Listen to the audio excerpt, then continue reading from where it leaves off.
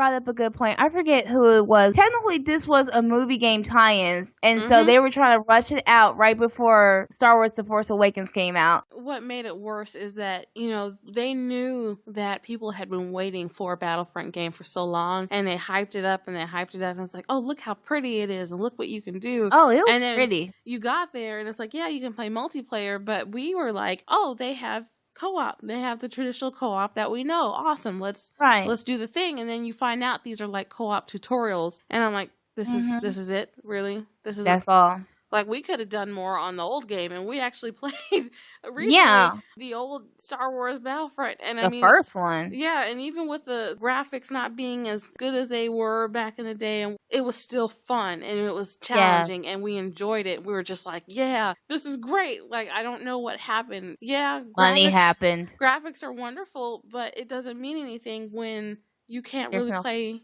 the game. And there's no heart in it. There was no heart. It was all money. No heart. It was all money. And that's why I kind of miss about just having LucasArts, period. Because I'm like, even though there was a ton of, crappy Star Wars games between here and there was still some heart put into those games because they still had their lore behind them. I mean, that was a Lucas-based company. Still had like a little bit of the heart and the intent behind it. This was just pure money game. Really? And you felt it in that. I'm like, sure, you can appreciate the graphics, but I cannot tell you, I still, like Mia said, would rather go and play the original Battlefronts on the PS2, and I recommend for you guys to do it too. It's just so much more enjoyable. It's kind of funny how like a $30-$40 game at the time has so whipped the ass of something that was practically $120 to enjoy. Right.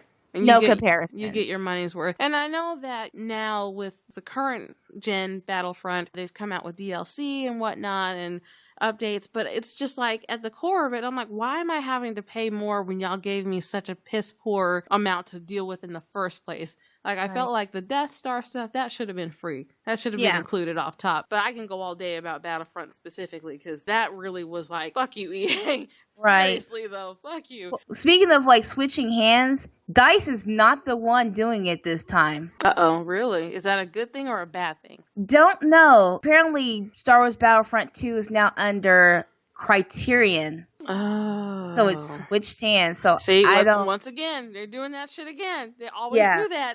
They switch. It's like if you fail, so we're going to switch this. I'm like, no, let this company go ahead and get their lore beneath them and try to improve from there. There's not like Volition could be like, oh, we're totally failing at Saints Row here. Who else are they going to give it to? Right.